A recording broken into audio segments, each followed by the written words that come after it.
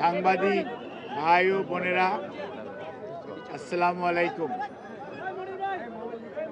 আপনারা জানেন, বাংলাদেশ জাতীয়তাবাদী দলের চেয়ারপারসন, তিনবারের সাবেক প্রধানমন্ত্রী দেশনেত্রী বেগম খালেদা জিয়া এবার কেয়ার হসপিটালে গত 23শে নভেম্বর থেকে চিকিৎসাধীন আছেন এবং ওনার medical board professor doctor Shahabuddin Talukdar, professor doctor FM Siddiqui, professor doctor Nuruddin Ahmed, professor doctor AQM Mohsin, professor doctor Shamsul Arefin, professor doctor Ziaul Haque, professor doctor Masum Kamal, professor doctor AZM Saleh, professor doctor brigadier অবসরপ্রাপ্ত সাইফুল ইসলাম এবং ডক্টর জাফর ইকবাল, সেই সাথে বাংলাদেশের বাইরে থেকে professor doctor Habibur Rahman,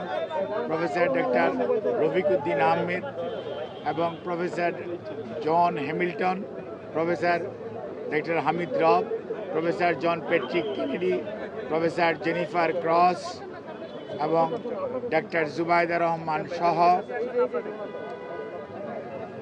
America, UK এবং বাংলাদেশের চিকিৎসকদের যৌথভাবে গঠিত মেডিকেল টিমের অধীন চিকিৎসাধীন থাকা অবস্থায় ওনাকে গত 27 তারিখ থেকে সিসিউতে উনি চিকিৎসাধীন আছেন। আল্লাহর অশেষ মেহেরবানিতে ডাক্তাররা যে চিকিৎসা দিচ্ছেন সেই চিকিৎসা উনি গ্রহণ করতে পারছেন, অথবা আমরা যদি বলি মেনটেন করছেন।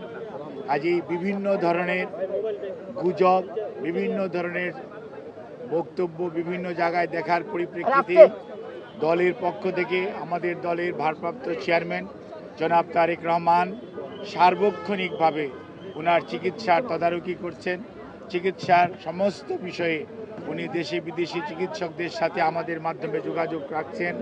দলের মহাসচিব এবং দলের স্থায়ী কমিটির সদস্য সহ সারা দেশের মানুষের ন্যায় প্রধান উপদেষ্টা পরিষদের সদস্য এবং বাংলাদেশের অন্তর্বর্তীকালীন সরকার সার্বক্ষণিকভাবে ওনার চিকিৎসার ব্যাপারে যথাযথ সহযোগিতা এই হাসপাতালের চিকিৎসক, নার্স এবং সকল কর্তৃপক্ষকে দিয়ে যাচ্ছেন এবং আমরা অত্যন্ত কৃতজ্ঞ। আমাদের বন্ধুপ্রতিম দেশ যারা, অর্থাৎ আমেরিকা বলেন, ইউকে বলেন, পিপলস রিপাবলিক অফ চায়না বলেন, কাতার বলেন, আর সৌদি আরবিয়া বলেন, পাকিস্তান বলেন, ইন্ডিয়া বলেন, আমাদের অনেক সরকার এবং রাষ্ট্রপ্রধান এই চিকিৎসার ব্যাপারে তাদের সহযোগিতার হাত বাড়িয়ে দিয়েছেন। আমরা এই সংকটময় মুহূর্তে আপনাদের মাধ্যমে দেশবাসীর কাছে ওনার সুস্থতার জন্য দোয়া চাই এবং আল্লাহ রাব্বুল আলামিন যাতে দেশবাসীর দোয়া, সারা পৃথিবীর অনেক মানুষের ওনার প্রতি ভালোবাসা এবং দোয়ার কারণেই হয়তোবা উনি এই যাত্রায় সুস্থ হয়ে উঠবেন বলে আমরা আশা করি। সেই জন্যই আমরা আপনাদের মাধ্যমে সবাইকে সর্বোচ্চ সংযম প্রদর্শন এবং সেই সাথে কোনো ধরনের গুজব ছড়ানো এবং গুজবে কান না দেওয়ার জন্য বিনীতভাবে পরিবারের পক্ষ থেকে, দলের পক্ষ থেকে আপনাদেরকে আমরা অনুরোধ করছি। আমাদের দিবে সেটিও আমাদের দলের পক্ষ থেকে জানিয়ে দেওয়া হয়েছে। কাজেই সম্মানিত সাংবাদিক ভাই ও বোনেরা, আপনারা ধৈর্য ধরুন। দীর্ঘ 6 বৎসর যাবৎ আপনারা আমাদেরকে সহযোগিতা করেছেন। ইনশাআল্লাহ আমরা এই যাত্রাও আপনাদের ভালোবাসা, আপনাদের সহযোগিতা এবং আল্লাহ রাব্বুল আলামিনের অশেষ মেহেরবানিতে আমরা আবারও আমাদের প্রাণপ্রিয় নেত্রী, দেশনেত্রী বেগম খালেদা জিয়াকে আজকে দেশের মানুষের যে অকৃত্রিম ভালোবাসার প্রতীক সেটি আজকে প্রমাণিত। সেই লক্ষ্যেই আমরা আপনাদের সহযোগিতা চাই। আমাদের ভারপ্রাপ্ত চেয়ারম্যান জনাব তারেক রহমান আপনাদের সবাইকে অনুরোধ করেছেন যে ধৈর্য ধারণ করার জন্য এবং উনি সার্বক্ষণিকভাবে বিরামহীনভাবে দেশি বিদেশি চিকিৎসকদের সমন্বয়ে গঠিত মেডিকেল টিমের সাথে সার্বক্ষণিক যোগাযোগ রাখছেন।